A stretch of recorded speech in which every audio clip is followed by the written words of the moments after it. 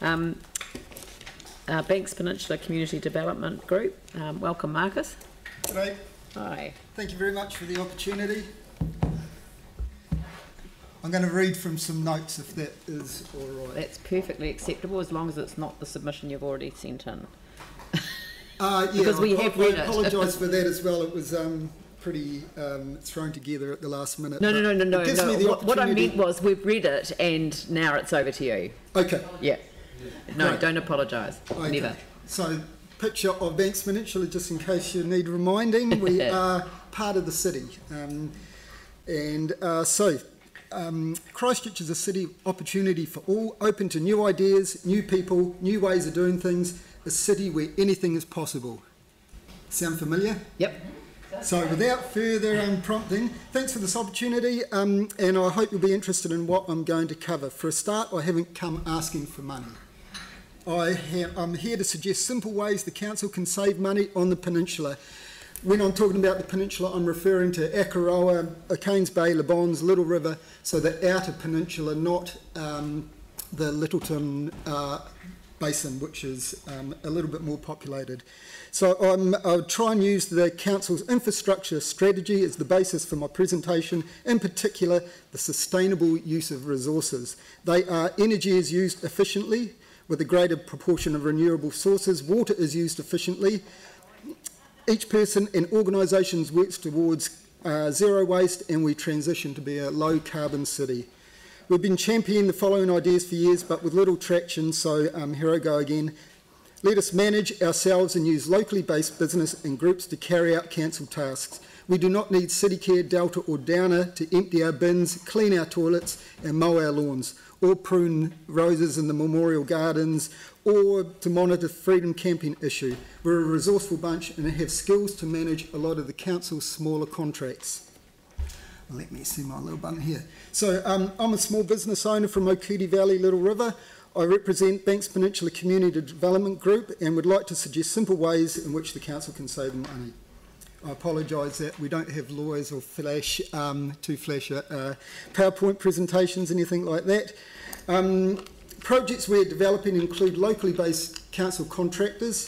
We're also lobbying the NZTA for passing lanes on Highway 75 and hope to trial composting loos in the remote bays of the peninsula. We've asked for strengthening community funding to look at feasibility funding for that. We also run boutique music events on the peninsula. Over 1,000 supporters signed a petition to lower the speed through Little River to 50 kilometres. The community board endorsed this but had to stand down under NZTA advice, or was it bullying? Did you know that NZTA do not take communities' wishes into account when speed limits are set? They ask the police, trucking unions and the AA, but not the residents of the community. So we had over 1,000 people sign asking for 50k. It has been dropped to 60. We would still like to see it dropped to 50. Totally with you on this one. We've been lobbying the NZTA for signs and passing lanes on Highway 75. Fatal crashes have been from frustrated drivers making risky decisions. I don't know if any of you go out, try to get out to the peninsula on a weekend. Those camper vans and guys with boats and that sort of thing, that's how the accidents, I believe, have been occurring. So when I spoke to NZTA about the traffic behind you, please pull over signs, their immediate response was they don't work. And they're all over the country now. So I believe that with what I would like is, can the council put some pressure on NZTA to do something about safety on Highway 75? Well, look, can I just interrupt and just say you must submit on, is it too late to submit on? But the new national policy statement has prioritised safety. So there is going to be a huge change in terms of NZTA priorities from here on in.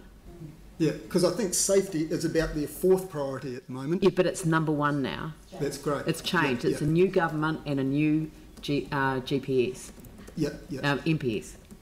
So this is their GPS. GPS. I would hope that the council could look into this because we've submitted on it. We've said we totally agree that that priority is right. Yeah. Great. Yep. Okay, thank you very much for that. So this is another map of the Peninsula. Sorry about the blatant advertising in there. It's the only map I could find that I had on file. So I don't know if you. So this relates to the sustainable use of resources. You say a growing population will put strain on our natural resources. It is vital that we ensure resources are used efficiently and sustainably for future generations. A sustainability focus will allow us to begin transitioning Christchurch to a low carbon city. If you want to be carbon neutral by 2030, there is a lot to do. So did you know Akaroa is a round trip of at least 3 hours and 160k? I've done guessed that at a minimum for council staff this is $20 an hour and 10 cents a k. So to just get to Little River at the very least is $75, and that could be to change a light bulb or move a sign or something like that. So it's only a few more kilometres to Ashburton, and to an active community member counted over 30 council-related vehicles passing through Little River in a day.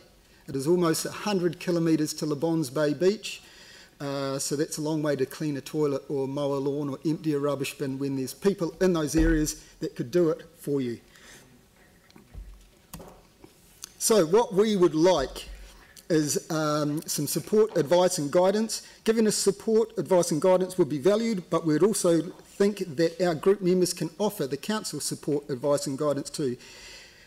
Placing community at the heart of council activity, I'm hoping that is not just a feel-good slogan.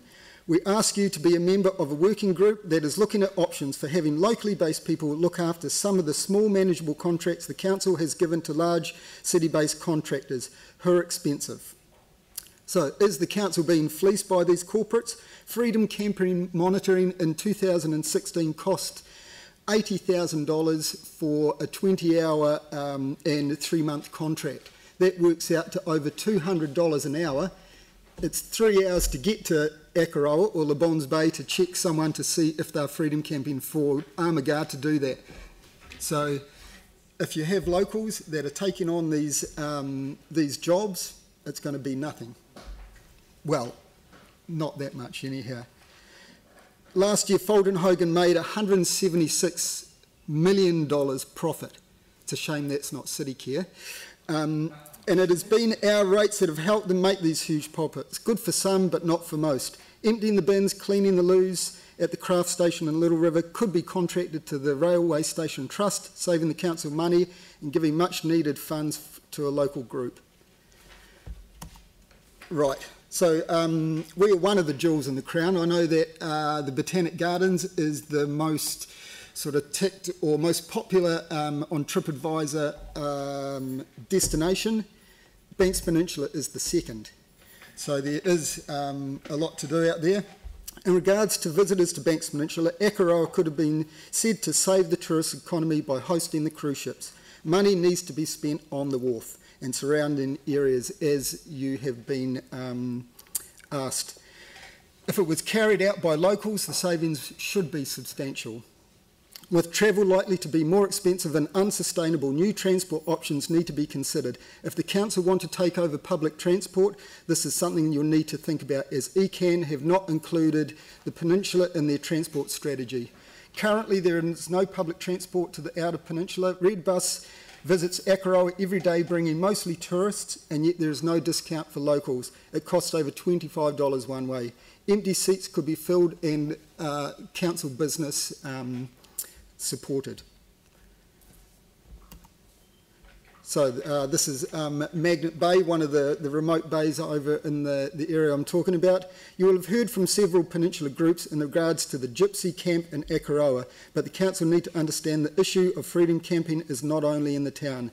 You need to talk to more than your compliance officers for advice. Please engage with stakeholders with experience, knowledge to discuss how to manage tourists over the next 10 years, because it's only going to get worse. And at the moment, a lot of locals get frustrated, potentially by them being on the road, parking in front of their buildings. I won't go too much into it.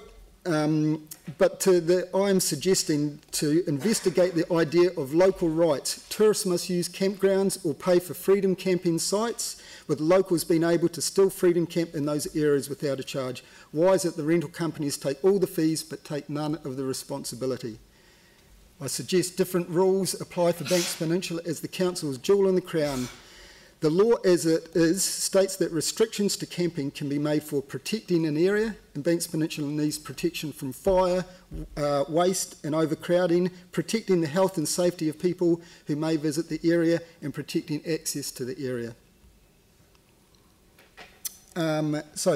This relates to the water used efficiently. The southern bays are some of the most remote but popular hidden bays. None of them have toilets, and we'd like to trial a composting toilet in Tumbledown Bay, then Magnet. The council has budgeted over $130,000 for a new toilet unit at Port Levy, with no guarantee it will be fit for purpose.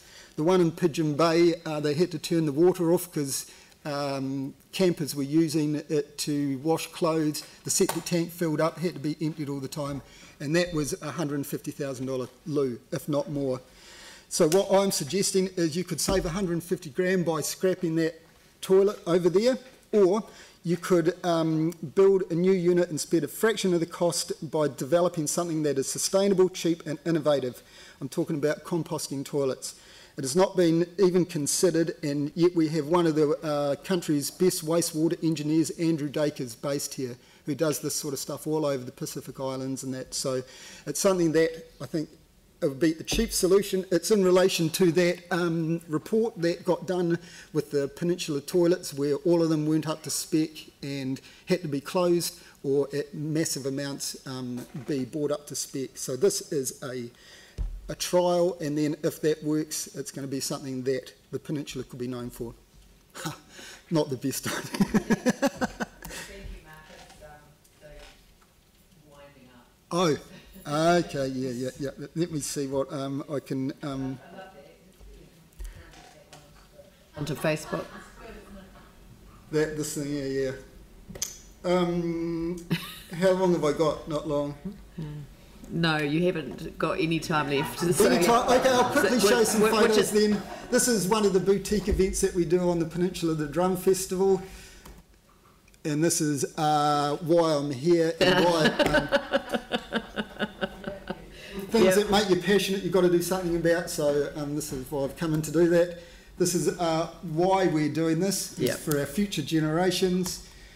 That is our lake. This is one point I do need to make. There's $200,000 the council has committed to pay for the bridge over Birdling's Flat. The money that is going to be used for that has actually been tagged in an endowment fund that is for drainage of the lake, not access. So if that was used, there's been people in Birdling's Flat that have questioned the council about this and been shut down through professional privilege. So have a look into it. That $2,000 was in a fund for drainage. This isn't drainage, and the guy that has been pursuing this has had no traction at all. It's taken it to the Ombudsman, and they've gone, the council's professional privilege has shut him down. So there's $200,000 there that shouldn't be used for this. Oh. Right. And that's in Kitty Valley, and that one's for you, Aaron. A nice photo though. Thank you very much for your time. Thank you very much, Marcus. It's much appreciated. Thank you.